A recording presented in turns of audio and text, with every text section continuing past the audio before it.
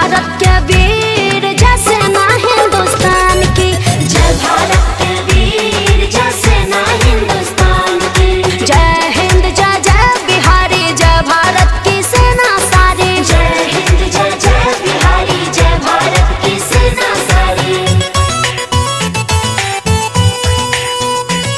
बोलो भारत माता की।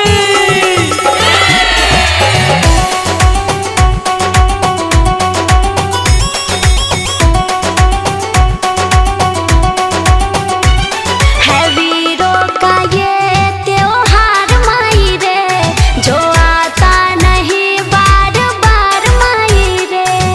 वंदे मातरम मातरम वंदे मातरम। है वीरों का ये त्योहार माई रे, जो आता नहीं बार बार माई रे।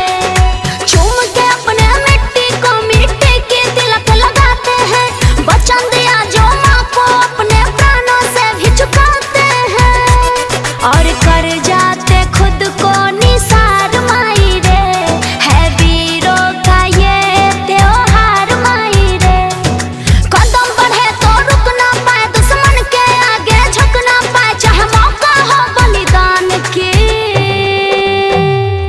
जय भारत के वीर जैसे ना हिंदुस्तान की, जय भारत के वीर जैसे ना हिंदुस्तान की।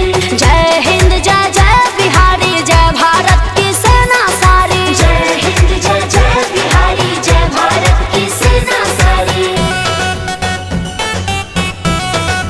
वंदे मातरम वंदे मातरम।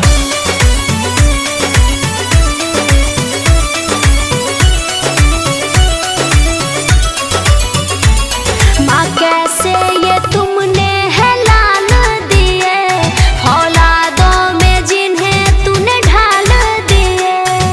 वंदे मातरम मातरम वंदे मातरम। माँ कैसे ये तुमने है लाल दिए, फौलादों में जिन्हें तूने ढाल दिए। वीर बांकुड़े तेरे माँ जाने क्या तूने खिलाए हैं, कैसी वीरता तूने दी जाने क्या तूने पिलाए हैं। दुश्मन के लिए तूने काल दिए, माँ कैसे ये तुमने है लाल दिए। चौड़े सेना संग तेज कटारे, अंतरा शिव संग बोलो सारे, जय हो देश महान की। जय भारत के वीर